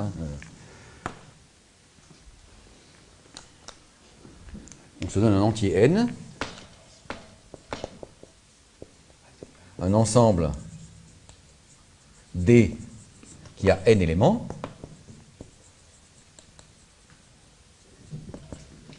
et je vais appeler, je ne sais pas, grand N de petit d, c'est le nombre de type de sous-ensemble. Type, ça veut dire à transposition près, de sous-ensemble, qui ont D transposé. C'est ça que je calcule. Je calcule, bon, dans ce cas-là, je calcule pour n égale 12 et d égale 12. Mais en général, il y a une formule qui vous dira n de d pour tout diviseur de 12 égale, une formule un peu compliquée utilisant, comme je le disais, une fonction mathématique un peu rudimentaire qui s'appelle la fonction de Möbius, une formule qui vous donne ça. Donc j'ai appliqué cette formule et j'ai trouvé 335. Je peux vous l'expliquer après. Mais ce que je veux dire, c'est que les petites mathématiques-là ne rendent pas nécessaire de les écrire. Voilà, c'est pas nécessaire de les écrire. On sait a priori qu'il y en a ce nombre-là. Ensuite, si on veut les écrire, il est évidemment beaucoup plus simple d'écrire les autres, d'écrire ceux qui n'ont pas 12 transposés, puisqu'il n'y en a pas beaucoup. On le connaît, on les écrit tous, et puis tout autre qui n'est pas là-dedans, il est dans les 335. Je pense que l'intérêt d'une approche comme celui-là, c'est de pouvoir changer les groupes, donc d'avoir des actions différentes du groupe des cycliques, un groupe de transposition, donc avoir les mêmes formules, finalement la même approche, l'EM de Polya, Burnside, pour avoir l'action du groupe diédral sur les groupes cycliques, du groupe affine. Mais je veux dire, ça, désormais, c'est des outils standards dans la théorie mathématique de la musique. Donc, ce qui me frappe un petit peu, c'est que puisqu'on est dans un cadre des séminaires, les mathématiciens et la musique, moi, j'aimerais savoir dans quel sens la musique, pour vous, c'est un peu la question qu'il posait ce matin François Nicolas à Yves Leguarche, dans quel sens la musique, pour vous, vous a donné, à part des problèmes des groupes cycliques d'ordre de 12, je dirais des façons de penser, par exemple, toutes vos approches sur la théorie des Coxeter, des groupes de tresses, etc. Est-ce qu'il y a un lien ou pas du tout? Non, pas du tout. Non, pas du tout. Ou pas encore? Non, pas du tout, non. Je pourrais vous... Non. Ce serait malhonnête de parler de... Malhonnête ou trop intime, ou les deux à la fois, de parler de liens... Oui, non, je peux dire autre chose. Ce serait malhonnête ou trop intime. Voilà. C'est pas le même registre. Comme non, mais non. Non, c'est pas le même registre, mais... il y en a deux. Je ne sais pas. Non, là, ce que j'ai voulu, si vous voulez, je pense qu'un mathématicien aux prises avec une pratique d'un art, je dirais quelconque d'ailleurs, se retrouve, ou même avec un discours, enfin bon, restreignons-nous à l'art, un mathématicien se trouve souvent confronté à une présentation de règles, à un ensemble de pratiques codifiées qu'il a tout de suite tendance à critiquer.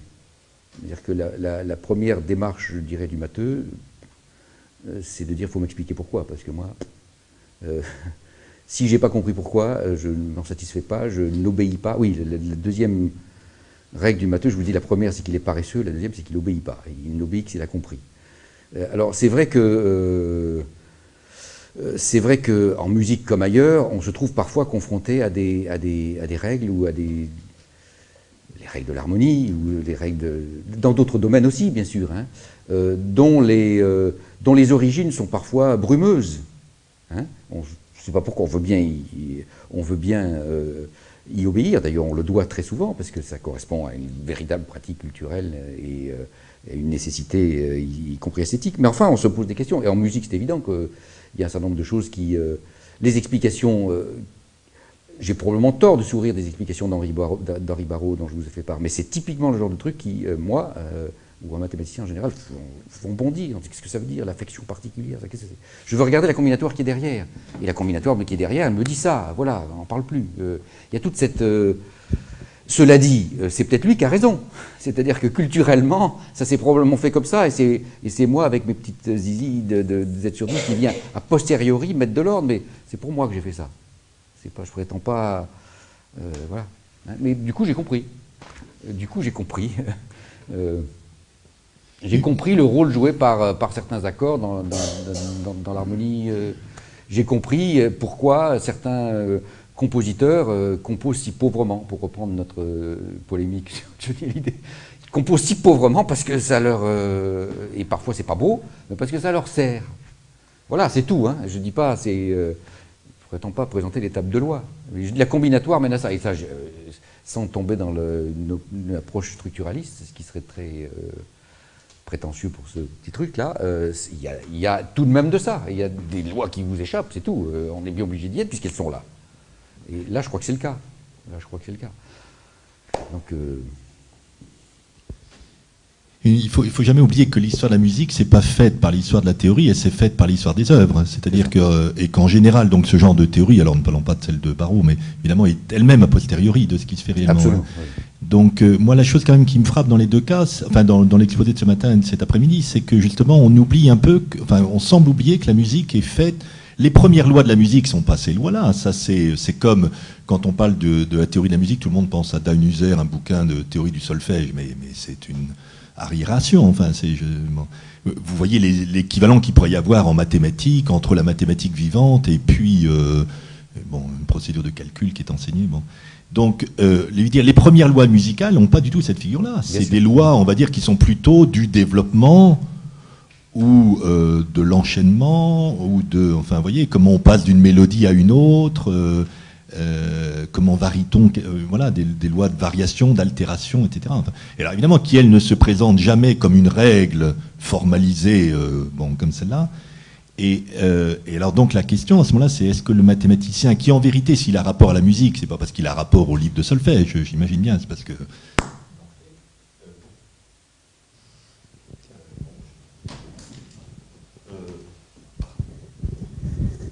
Pourquoi il ne se réfère pas à cette dimension-là de la musique, qui est la dimension quand même vivante, active, et dans lequel il y a, alors pour le coup, des lois ou des règles, mais de manière beaucoup plus souple, enfin beaucoup plus topologique, par voisinage, et évidemment pas, qui ne se présente pas sous une manière combinatoire aussi stricte, enfin vous voyez, et qui est quand même, me semble-t-il, elle-même plus proche aussi de la manière dont le mathématicien, je ne parle pas des mathématiques, mais dont le mathématicien pense, a des stratégies,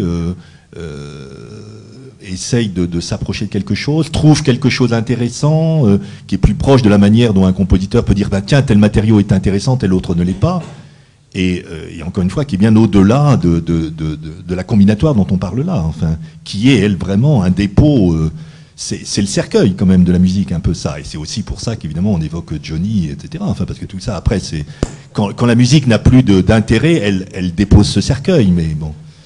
Donc... Mais la réponse, elle est bien simple, c'est que c'est beaucoup trop difficile. Moi, je ne suis pas... puisqu'on me pose des questions à moi, là, moi, je suis toujours extrêmement sceptique sur les applications des mathématiques à l'extérieur de leur champ naturel d'application. Je suis toujours extrêmement sceptique sur les applications des mathématiques, et même en économie. Je pense que les maths, c'est une activité particulièrement simple parmi les autres activités, particulièrement simple. Et souvent qui vise à la simplification. C'est pas une blague de vous dire que le mathématicien est paresseux. C'est vrai. c'est pas qu'on n'y prend pas plaisir, on prend très très grand plaisir à organiser, à comprendre. Mais je ne crois pas, ça ne m'intéresse pas, à vrai dire, d'aller modéliser, simplifier, classifier des choses qui sont, comme vous le dites, beaucoup plus vivantes, souples, etc. À ce compte-là, j'aime mieux le faire en mathématiques. Bon. Donc mon point là, encore une fois, c'était une leçon d'agrég. Mais s'il y a une analogie, et pardonnez l'arrogance de l'analogie, mais elle est quand même là. C'est par exemple le travail qu'André Weil a fait pour Lévi-Strauss sur les mariages dans les sociétés contemporaines. Parce que, dans les sociétés, certaines sociétés primitives, parce que c'est la même chose. C'était aussi au fond de la combinatoire. C'est-à-dire que, au-delà d'un certain nombre de règles qui étaient attribuées à je ne sais quelle divinité, ou je ne sais quelle loi transmise par les ancêtres, etc., ou des nécessités biologiques, puisque ça a intégré bien sûr l'interdit de l'inceste. Il y avait dans les sociétés analysées par Lévi-Strauss et par Weil des lois extrêmement compliquées et qui n'étaient pas remises en cause, dont on ne voyait pas les liens les unes avec les autres, etc. Et une simple approche, simple, c'est pas très compliqué, hein, de combinatoire et de théorie des groupes rudimentaires, lui a permis de dire, ben voilà, les axiomes de base, comme j'ai essayé un tout petit peu de faire, sont là. Je ne discute pas des axiomes, je ne sais pas d'où ils sont sortis, je n'ai pas parlé de la suite des quintes, j'accepte que c'est 12, que c'est comme ça, que je ne suis pas capable, c'est pas mon domaine. Mais une fois admis un certain nombre de règles, alors il y a des tas d'autres qui s'en déduisent, et puis c'est comme ça. C'est ça qu'avait fait André Weil. Est-ce qu'il a apporté beaucoup à l'ethnologie? J'en sais rien, peut-être pas. Est-ce que ça a un intérêt considérable? Peut-être pas. C'est juste rigolo. C'est juste rigolo de voir que, de distinguer entre ce qui est la donnée naturelle, biologique, bon, et puis ce qui est la construction idéologique qui masque en fait des simples contraintes combinatoires. C'est tout. Il n'y a pas d'autre prétention que ça. Et il n'y a surtout pas une prétention historique. Dans le travail d'André Weil, il ne prétendait pas expliquer d'où étaient sorties, comment s'étaient construites ces lois, et encore moins comment elles nourrissaient les mythes de ces sociétés, comment les mythes ce serait aberrant de la part du mathématicien de s'engager dans la réalité de la société, qui est la chose intéressante. Donc d'une certaine façon, le travail de Weil n'était pas non plus intéressant. Ce que j'ai trouvé drôle là-dedans, c'était juste faire la part des choses. On passe au tamis. Une fois qu'on a passé au tamis, on laisse tomber les divinités ou les attirances, etc. On laisse tomber ça. On sait sur quoi. Et puis là, on peut vraiment commencer à travailler. Voilà, c'est... Hein. Oui, mais pardonnez-moi, la question que je vous posais n'était pas du tout dans ce sens-là. Claude Lévi-Strauss, dans les structures élémentaires de la parenté, va voir effectivement André Weil pour trouver une formalisation mathématique. Bon, André Weil la donne et ça permet de stabiliser un certain nombre de choses dans la structure élémentaire de la parenté. Donc c'était pas du tout en ce sens-là. C'est pas les musiciens qui se tournent vers les matheux pour leur dire essayez de nous donner une raison pour des choses pour lesquelles on n'a pas de raison. C'est pas exactement ça. C'était plutôt de relever que finalement dans les mathématiques comme dans la musique, il y a une plasticité, on va dire, de la pensée, prenons-le comme ça. Est-ce qu'il n'y a pas finalement des résonances entre ces plasticités, non pas du tout sur une modalité d'application des mathématiques venant théoriser la plasticité de la pensée musicienne, ça c'est pas, d'autant que les musiciens n'en auraient pas grand-chose à faire. Il se trouve que Claude Lévi-Strauss en avait affaire là pour des raisons stratégiques tout à fait particulières, enfin, et donc c'est pas en ce sens-là, vous voyez, c'est une forme de parenté ou de fraternité de pensée qui ferait que dans cette plasticité de la pensée, il y aurait...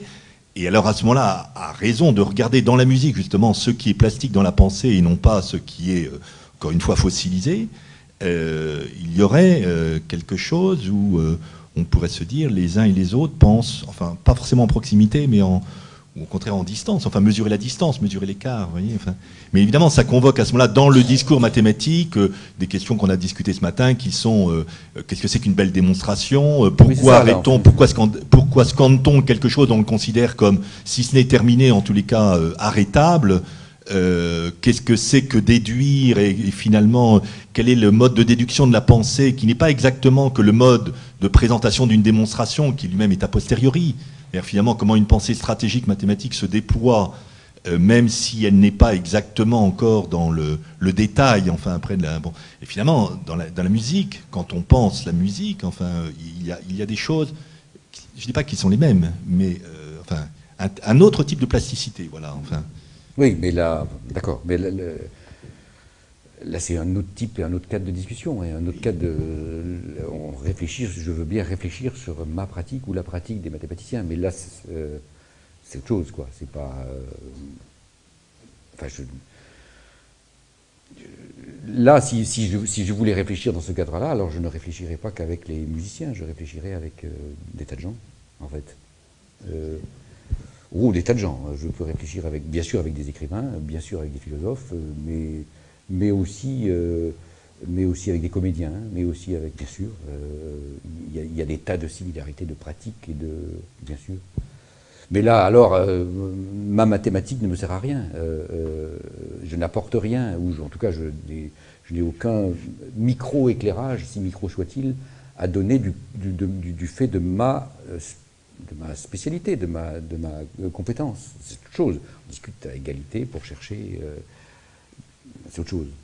Là, cette démarche-là, toute modeste qu'elle soit, juste un petit truc pour, encore une fois, passer au tamis des choses, c'est tout. Voilà, mais c'est un autre sujet, là. Je suis d'accord que, comme vous avez dit, que la mathématique est un peu pauvre pour analyser, définir la pratique musicale, et même le mode mineur. Comme pratiquer, c'est trop complexe et trop vivant. L'avantage pour moi, et qu'est-ce que vous pensez de suivant? L'avantage pour moi est que la mathématique, et surtout la combinatoire, est tellement énorme, infinie, que les mathématiques peuvent nous dire beaucoup sur la musique qu'on n'a pas encore créée. Oui, sans doute, sans doute. Mais là aussi, moi, je suis très...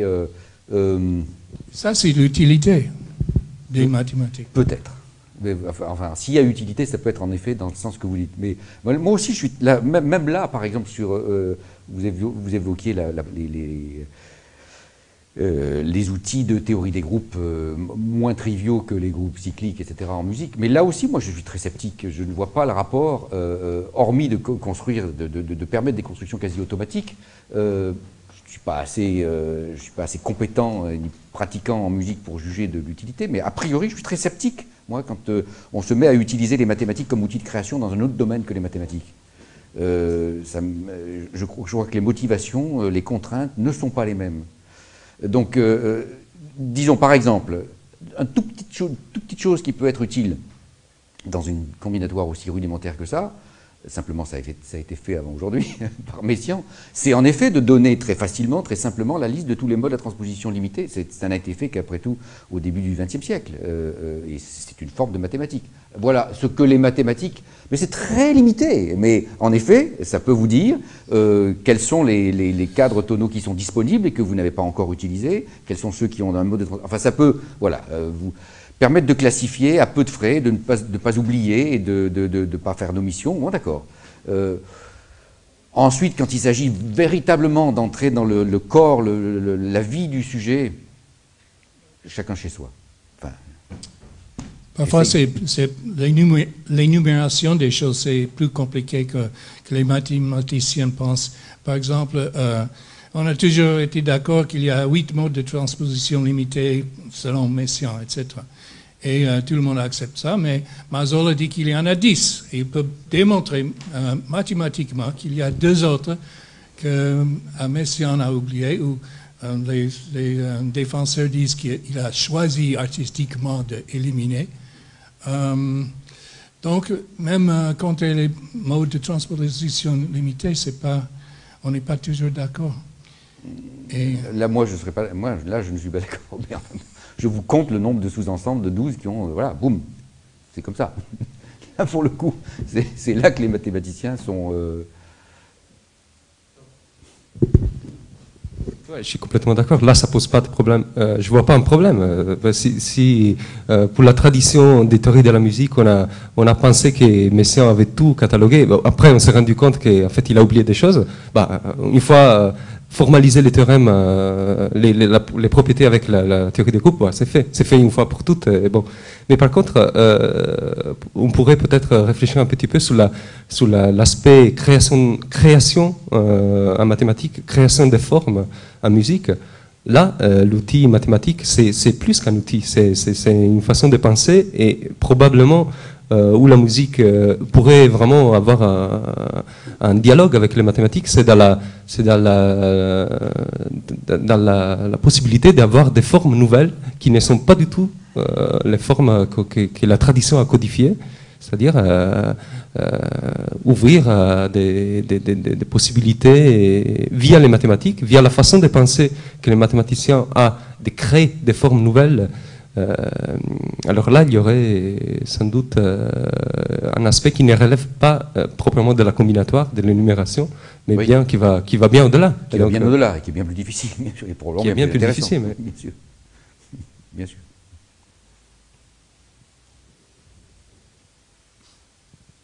Mais là, j'ai rien de plus à dire, je suis d'accord.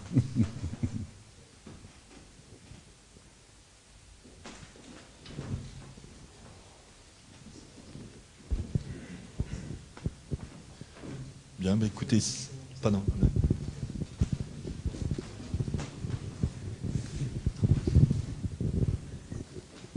Bon, je pensais que l'échelle que nous avons à trouver ses origines dans des relations assez simples comme le quinte, le quart, etc. Et que après on a évolué vers un système de 12 notes pour permettre de changer de tonique. Avez-vous l'impression que un chanteur d'aujourd'hui ou un violoniste d'aujourd'hui joue plus selon l'échelle de 12 notes avec la racine de la 12e racine de 2 que selon les intervalles purs? Mais ça, c'est pas à moi qui vous posez la question. C'est un musicien qui vous pose la question. D'accord. C'était précisément un des points qui a été abordé ce matin par Belvoire à travers la question du tempérament. D'accord.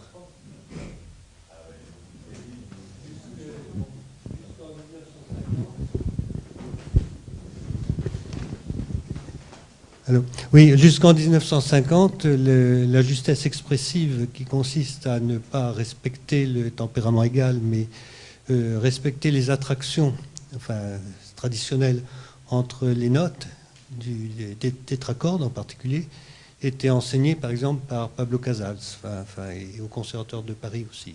Bon. Alors maintenant, je ne sais pas. Enfin, je pense que les gens jouent de plus en plus en tempérament égal maintenant, et parce qu'il y a une tendance esthétique à vouloir objectiviser.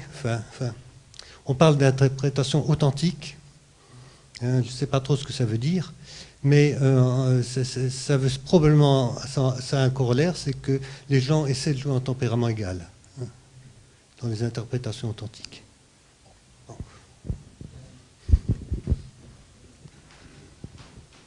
D'une certaine façon, moi, le petit bout que j'ai fait aujourd'hui est à l'opposé, cet après-midi, est à l'opposé de ce genre de questions. J'ai délibérément, grossièrement, pas au sens de l'impolitesse, décidé d'ignorer tout ça pour me concentrer sur un tout petit aspect combinatoire, d'où a disparu tout ce qui fait la musique, il faut bien dire d'ailleurs. Hein. Tout ce qui fait la musique n'était pas là. Il n'est resté que des petits exercices qui ont des petites explications, c'est tout, c'est rien, hein, justement. Mais j'en ai pas honte, hein. Non, ça a un sens. Mais est-ce que, à ce moment-là, me vient une question finalement, est-ce que vous n'êtes pas finalement dans votre exposé un peu leibnizien, vous savez, au sens de la formule canonique de Leibniz, de considérer quand même somme toute la musique comme un calcul arithmétique inconscient? Parce que finalement, il y a un peu quand même ça dans votre... Non, vous avez beau dire que la musique n'est pas là, mais enfin... J'ai pas prétendu parler sur la musique. J'ai parlé des tonalités musicales. C'est pas parler de la musique. Oui, j'ai parlé des tonalités. Et je vous ai dit, voilà, si vous faites le calcul, vous trouvez tant de modes à transposition limitée. Si vous faites le calcul, vous trouvez que le triton vit dans 2 machins et pas dans 3. Voilà, c'est tout ce que j'ai dit. Je n'ai pas prétendu ni expliquer l'histoire, ni expliquer rien. J'ai délibérément ignoré, par exemple, la suite des quintes. Qui est quand même le premier, j'aurais pu en 2 minutes vous expliquer pourquoi on tombait sur 12. Je l'ai délibérément fait parce que le point n'est pas là. Je n'ai pas prétendu parler sur la musique, j'ai prétendu parler encore une fois sur les tonalités musicales. Et dans les tonalités musicales, j'ai prétendu donner des choses triviales mais indubitables. Voilà, il y en a combien, il y en a ceux-là, celui-là est unique et puis c'est tout. C'est tout. Mais pas plus, mais pas moins. Oui, je veux juste revenir sur la ségrégation que vous faites justement entre combinatoire, mathématiques et musique, et à mon avis, La combinatoire, justement, comme tu le rappelais, le musicien cherche la variation dans l'écriture, et la combinatoire est une forme de matériau de variation. Donc elle fait partie au même titre que la perception de la musique, si vous voulez, de l'écriture. Donc il n'y a pas comme ça séparation brutale entre combinatoire et écriture ou musique. Enfin, moi je ne dis rien là-dessus. J'ai dit que j'ai non, mais vous parliez que c'était juste. Non, j'ai dit moi je n'ai pas fait de musique. Complètement à l'opposé de la musique ou de l'interprétation. J'ai juste dit je n'ai pas fait de musique. J'aurais pu vous faire cet exposé en vous parlant de Z sur 12Z. Et j'aurais dit tiens, au bout du compte, regardez, ça fait ça. C'est tout. Je n'ai pas parlé de musique. Moi, je n'ai pas porté de jugement. Je vous dis que je suis incapable, moi, de.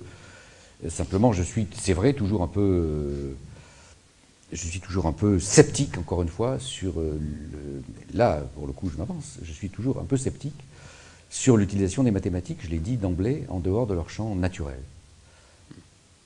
Je pense que les mathématiques sont un champ merveilleux, merveilleusement riche, mais infiniment plus simple que la plupart des activités humaines, dont la musique. Voilà. Donc, appliquer les mathématiques à des champs infiniment plus compliqués et pose parfois problème. On l'a vu dans plein de domaines. Hein. Voilà. Mais ça, c'est une autre discussion. Là, c'est une espèce d'abstraction qui demanderait à être un peu justifiée que je suis en train de vous donner là. Et je demande à voir, il est tout à fait possible que en effet, je soit tout à fait ce que vous dites, que la combinatoire reflétant les constructions variées, les variations, soit un mode de perception et de transmission qui en vaut bien d'autres. En effet, pourquoi pas. Mais c'est pas, encore une fois, c'est pas mon sujet. Hein. Mon sujet, c'était les règles élémentaires de tonalité. Qu'est-ce que cet ensemble a du point. On peut admettre qu'on s'intéresse à un problème d'un point de vue. On peut admettre qu'on considère un ensemble de 12 machins où il y a des noirs et des blanches, et on se dit qu'est-ce que ça a de particulier? Je vous ai donné la réponse, c'est tout. Maintenant, si ce n'est pas des notes, c'est autre chose, mais cet ensemble-là a ceci de particulier qu'il est le seul qui possède telle et telle propriété. Point terminé. Je n'ai pas plus d'ambition, mais pas moins. On peut dire d'ailleurs que si les mathématiques sont si simples, je suis d'accord avec vous, c'est justement aussi pour ça qu'elles sont intégralement transmissibles, ce qui n'est pas le cas de la musique, évidemment. Absolument. Parce que c'est ce qui est... Absolument, tout à fait d'accord. Bien, écoutez, il nous reste à vous remercier d'avoir bien voulu exposer cela devant nous.